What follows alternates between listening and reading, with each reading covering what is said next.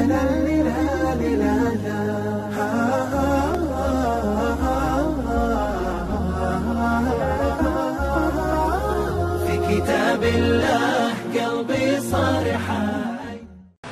mahasiswa di salah satu PTN, perguruan tinggi negeri.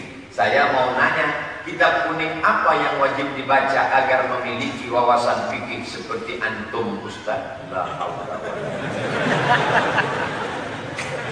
Kalau mau menguasai fikih, maka di Pulau Jawa inilah tempatnya ahli-ahli fikih, ahli-ahli debat. Saya hanya copy paste dari mereka.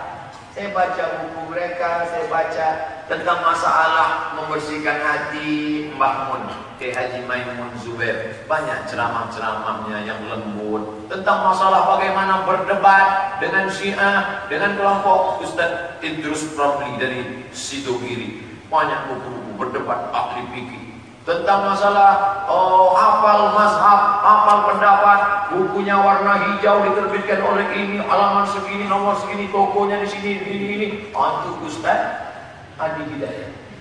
Itu kalau mau belajar ke mereka, Ustaz Somad itu cuma kopi. Bukan kopi, cuma nggak minum kopi. Di Gontor diajarkan kitab Bidayatul Mujtahid wa Nihayatul Muqtasid. Itu kitab tua, ditulis oleh Ibnu Rushd tentang perbandingan mazhab. Bagus itu dibaca. Bidayatul Mujtahid wa Nihayatul Muqtasid. Kemudian yang modern, Syekh Wahbah Az-Zuhaili dari Suriah, negeri Syam, Damaskus. Judulnya Al-Fiqhul Islami wa Adillatuh. Saya selalu menganjurkan supaya kita ini akur, menghormati orang lain, membaca kitab perbandingan mazhab. Yang kertas terakhir, ada saatnya iman itu meningkat, ada saatnya iman itu nurun, bahkan hilang. Berarti lobet. Bagaimana cara kita agar tetap imannya kuat?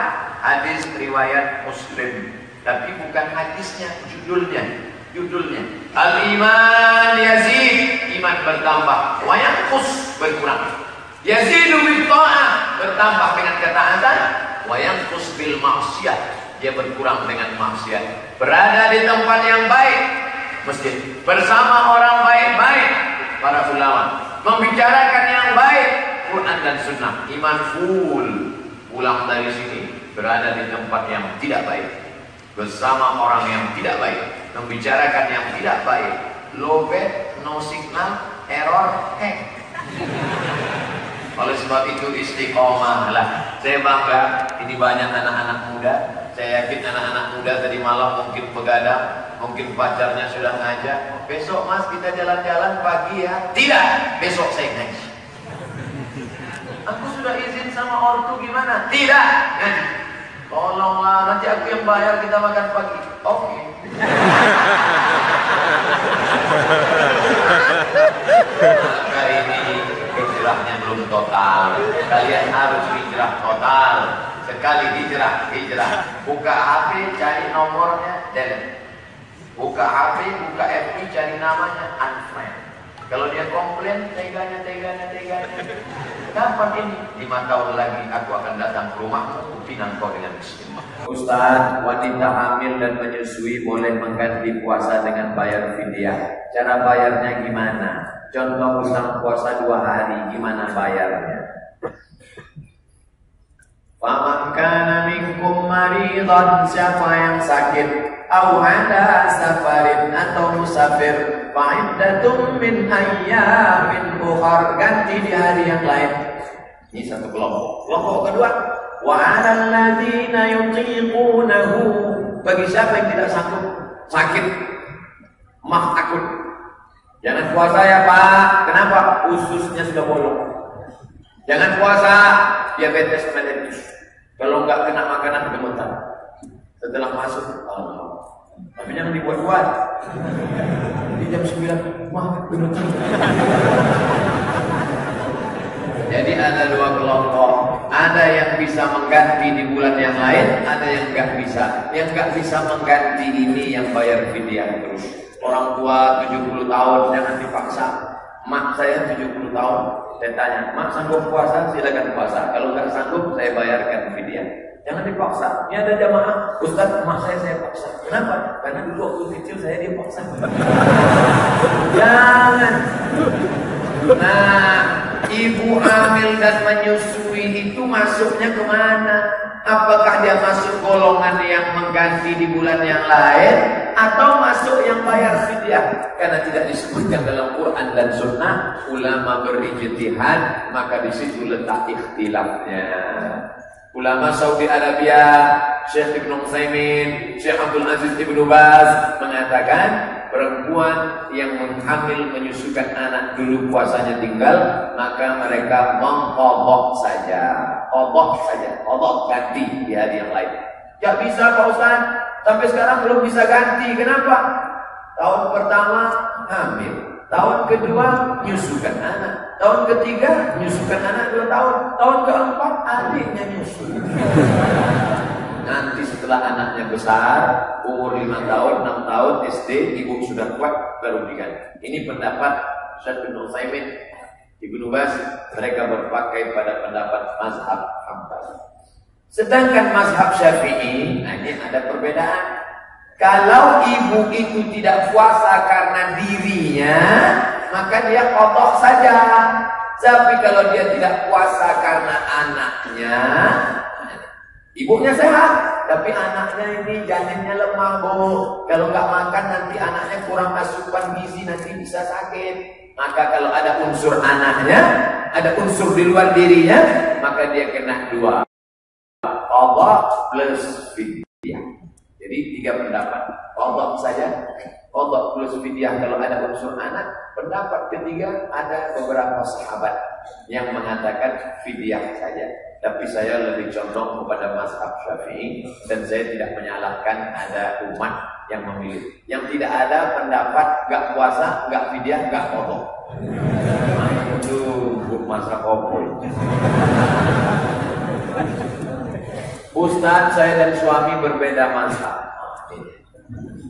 Jadi tadi datang ke sini sendiri, tapi sudah izin. Loh, mazhab Hanafi, mazhab Maliki, mazhab Syafi'i, mazhab Hambali semuanya sepakat sholat subuh itu wajib.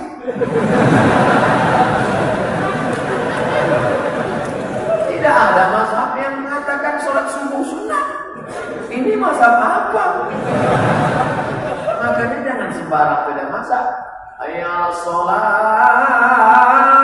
ke masjid. Tiba-tiba ada kawan satu kantor terus sampai enggak sholat. Sudah sholat apa? Sholat batin. Itu bukan mazhab Ahlussunnah wal Jamaah. Mazhab apa itu? Ini mesti diluruskan. Bisa-bisa masuk penistaan agama. Karena Nabi SAW sampai meninggal sholat di masjid disiram air 5 kirbah.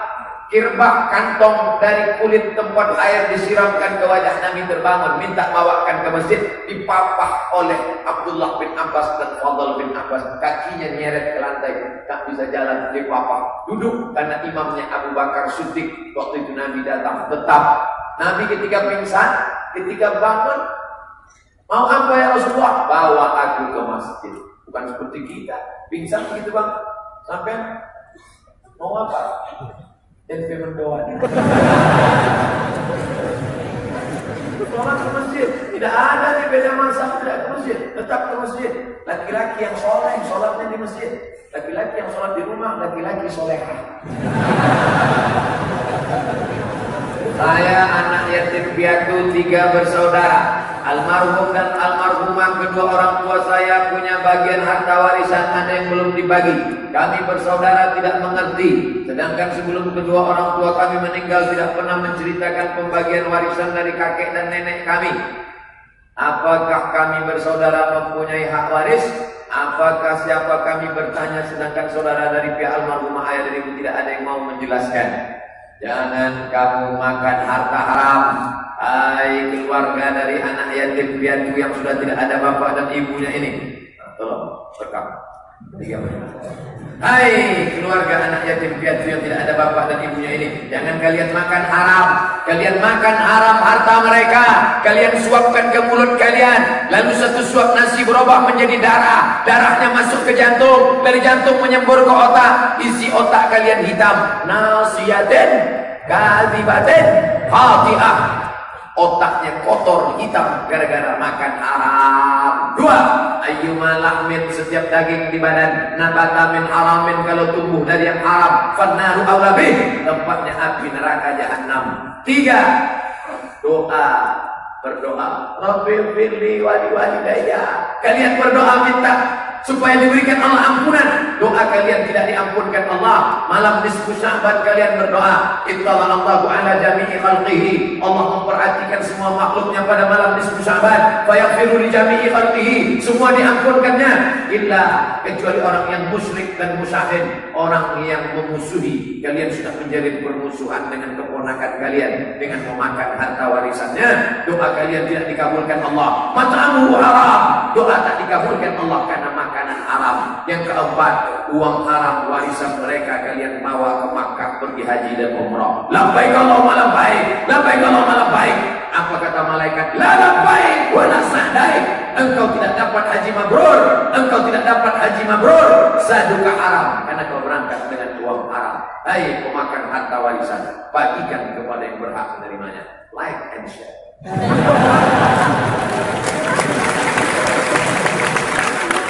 Apa hukumnya orang muslim memelihara anjing? Mengapa bertakbir sebelum baca wadduha? La ilaha illallah wallahu akbar, bismillahirrahmanirrahim wadduha. Kenapa bertakbir sebelum baca wadduha? Karena surat ad-duha turunnya lama, nggak turun. Datang malaikat Jibril. Kenapa engkau lama datang bawa wahyu Jibril? Karena rupanya di bawah tempat tidur ada bangkai anak anjing. Datang Khawlah membawa gagang sapu, terasa anak anjing mati dikeluarkan. Barulah turun malaikat Jibril. Nah, nadkhulul buyut, kami tidak masuk ke dalam rumah kalau di dalam rumah itu ada anjing. Pertama, malaikat rahmat tidak masuk ke rumah yang ada anjing. Tapi yang tidak masuk itu malaikat rahmat, malaikat maut. Dua, kenapa? Man qatana kalban, siapa yang memelihara anjing, maka satu hari amalnya dikurangi sebesar bukit Uhud. Bukit Uhud itu besar Pak Ustaz, 7 kilometer panjangnya, tingginya tinggi sekali. Pergilah ke Madinah melihat bukit Uhud, dikasih lampu cahaya oleh pemerintah Arab Saudi sehingga tengah malam nampak memerah. Itu kenapa? Supaya orang tahu sebesar bukit Uhud amalmu dikurangi tiap hari. Amalmu dikurangi tiap hari sebesar bukit Uhud, sedangkan amalmu setiap hari sebesar bisul. Yang dikurangi sebesar bukit Uhud. Jadi tiap hari min. Oleh sebab itu pulang dari sini lepaskan anjing-anjing. Itu Pak Ustaz, Ashabul Kahfi itu syariat sebelum Nabi Muhammad SAW. Itu ceritanya bukan nyuruh merah anjing.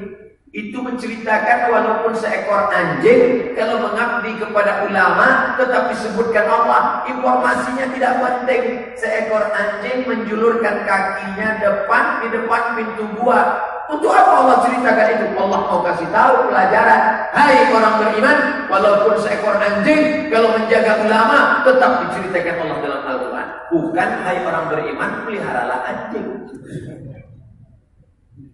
Saya bertanya, bagaimana pendapat Ustaz bila ada akhwat? Bila ada akhwat yang ingin menikah muda tapi orang tua tidak setuju karena ingin anaknya lulus kuliah dan menggapai cita-citanya dulu baru boleh menikah. Saya termasuk yang kategori ini. Makanya umur sudah 41 tahun, anak masih kecil karena terlambat menikah. Pulang dari menjadi curhat jadi. Makanya saya anjurkan selalu, kemarin bulan Agustus saya sebulan di Kairo, diundang adik-adik untuk dialog. Ustaz Somad, apa pendapat Ustaz tentang kami yang masih kuliah di Kairo ini? bagaimana kalau kami menikah? Dia bilang baik. Tentang makannya Pak Ustadz bukan urusan saya. Kamu kan dapat kiriman dari orang tua kan? Iya. Masih ada subsidi APBD kan? Iya. Yang perempuan itu juga iya. Kamu kan APBD-nya. Tanya dia, oh tadi tidak. Sudahkah kau menerima pinangan? Tidak mungkin nanti dalam keadaan susah. Tapi ini untuk kebersamaan. Mungkin kita akan makan semula sehari sekali saja. Kata si perempuan ke apa-apa mas, tapi jangan lama-lama ya. Man istata'a minkumul ba'a, siapa di antara kalian yang mampu menikah, falyatazawwaj, menikahlah. Fa innahu aghaddu lil basar, karena menikah itu menjaga pandangan, wa ahsanu lil farj, menjaga kemaluan. Kepala kalian lebih terjaga, apalagi anak tadi hafal Quran. Dengan menikah maka hafalannya terjaga. Karena mata ini luar biasa. Imam dari Palestina mau beli roti gandum, sudah masuk ke dalam toko penjual roti, keluar lagi. Kenapa? Karena penjaganya pakai rok mini. Dia nggak mau hafalannya hilang melihat lutut si penjaga. Walaupun lutut itu hitam dan berkumis. Saya tanya, maksud jual kenapa kamu nggak masuk ke dalam? Kata dia, itu ada perempuan tidak menutup aurat. Saya tidak mau hafalan saya rusak. Dia keluar. Saya yang masuk tadi.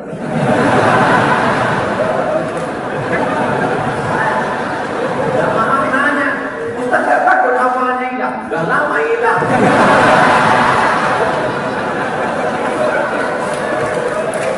Ada kalian yang mau menikah, bapak-bapak, ibu-ibu, mampu lihat Ustaz Arifin Ilham, mampu lihat dinikahannya anaknya umur 17-18 tahun, menikah anaknya. Sekarang diundang kemana-mana memberi motivasi menikah muda.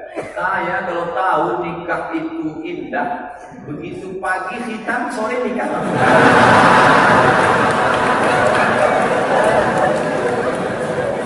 Kasih tips agar bicara ke orang tua untuk minta izin nikah muda. Sampean jangan ngomong langsung ke orang tua. Jangan pulang dari sini, papa sini, mama sini. Ya ayyuhalladzina amanu. Jangan kamu yang ngomong. Jangan kamu yang ngomong. Orang tuamu itu ngajinya sama siapa? Ngajinya sama Ustaz Fulan. Ya Ustaznya ngomong. Ustaznya ngomong. Oh, ibu punya anak? Iya. Sudah punya layak nikah ya? Dia mau gak nikah? Itu bagus sekali menikahkan. Dia ngomong. Atau bapaknya kerja di mana? Di kantor Bupati Lamongan. Bupati yang ngomong. Sampai yang keren. Langsung. Kalau nggak percaya, coba. Saya mau tanya Pak Ustaz, bagaimana jika kita ragu dengan imam yang sedang jamaah, sedangkan kita sebagai makmum, dan syarat imam yang dipilih kalau bersama teman itu bagaimana? Kalau berkumpul ramai-ramai kita, siapa yang paling layak jadi imam? Sultan. Makanya sultan-sultan Jawa dulu itu orangnya alim sekaligus amir, pemimpin. Sunan Giri. Sunan Giri itu ulama sekaligus sultan. Sultan yang ulama. Ini perlu pemimpin yang bisa jadi imam. Sekarang banyak juga pemimpin yang bisa jadi imam, tapi imam zuhur. Allahu Akbar.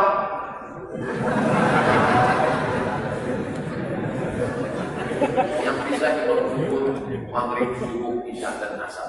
Nah ini dia. Lalu kalau pemimpin tidak bisa, pemimpin mengangkat imam, namanya imam ratib. Itulah imam ratib kita tadi. Siapapun yang datang ke masjid ini nggak boleh nyelonong maju jadi imam selagi ada imam ratib. Imam ratib, imam tetap Syekh Abdurrahman Sudais di Makkah Al-Mukarramah, Syekh Su'ud As-Suraim, Syekh Muhammad Jibril di Masjid Amr bin As di Kairo. Nah, ini imam-imam ratib. Lalu kemudian di bawah itu dalam mazhab Syafi'i sampai 14. Yang ke nomor 14 yang paling banyak hafalannya, yang paling paham Al-Quran Sunnah, yang paling bahkan ada di situ di antara 1 sampai 14 yang paling ganteng. Sama-sama hafal, sama-sama alim, sama-sama abid, tapi yang satu ganteng, yang satu kurang ganteng. Yang ganteng itu jadi imam. Sampai-sampai yang paling bersih bajunya, anzafu sauban, paling bersih. Kemudian yang paling nomor 14 yang sudah menikah. Jadi menikah itu nomor 14. Karena di bulan Ramadan banyak juga masalah komplain masyarakat. Kenapa dia yang jadi imam? Di tempat kami anak-anak tahfiz Quran dipanggil jadi imam tarawih, masyarakat komplain. Itu imamnya sudah nikah. Pak, nikah itu nomor 14. Ya memang belum nikah tapi hafal Quran. Bapak udah nikah bolak-balik gak apa?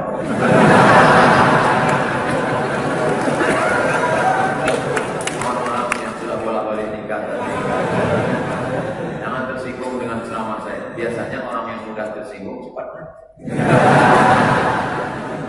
Amal apa yang disebut bid'ah? Perbuatan, ucapan, tindakan tidak ada dalilnya. Bid'ah. Perbuatan, ucapan, tindakan, tingkah laku tidak ada dalilnya. Bid'ah. Selama ada dalilnya, tidak boleh kita membid'ahkan orang. Selama ada dalilnya, Quran, hadis, ijma, qiyas, syar'u man qablana, saddu sara'i, qaulu sahabi, istihsan, istishab, maka tidak boleh dikatakan bid'ah. Jangan ketika engkau berbeda dengan orang lalu kau katakan, hei pelaku bid'ah. Saat kau vonis orang, hei pelaku bid'ah, saat itu kau sedang mengatakan, hei dhalalah, hei dhallun, hei penghuni neraka jahanam. Maka hati-hati betul, ini domainnya ulama. Tentang nisfu Sya'ban, amalan apa saja yang harus dilakukan? Ittala'allahu ala jami'i khalqihi lailatan nisfi min Sya'ban. Hadis ini menurut Syekh Albani hadithun sahih. Hadis tentang malam nisfu Sya'ban sahih. Allah memperhatikan khusus pada malam nisfu Sya'ban. Wa yaghfiru li jami'i khalqihi. Allah mengampunkan semua makhluknya illa kecuali dua. Musyrik, orang yang syirik mempersekutukan Allah. Musyahid, orang yang belum berdamai. Maka berdamailah pagi ini, salam kiri, salam kanan, peace, damai. Lalu kemudian apa amalannya? Nabi tidak ada menyebutkan amalan khusus, terserah. Mau tahajud sepanjang malam, mau memperbanyak zikir dan salawat, mau membaca Al-Quran. Lalu kemudian ulama ditanya, Kiai, nanti malam saya ngamal apa ya? Baca aja banyak-banyak. Tapi tidak semua orang bisa. Akhirnya ada kiainya yang nyuruh baca ini, baca itu, ijtihad dia. Tapi amalnya bebas, mau apa saja, banyak-banyak. Sholat tahajud malam. Nabi itu sholatnya bagaimana Pak Ustaz? Hatta tatafattara qadamahu, sampai bengkak kedua kakinya. Kenapa kakinya bengkak? Karena tegaknya lama. Kenapa tegaknya lama? Karena ayatnya panjang. Ayatnya panjang sampai darah turun ke kaki. Apa yang dia baca? Rakaat pertama surat Al-Baqarah 2 juz 4 lembar.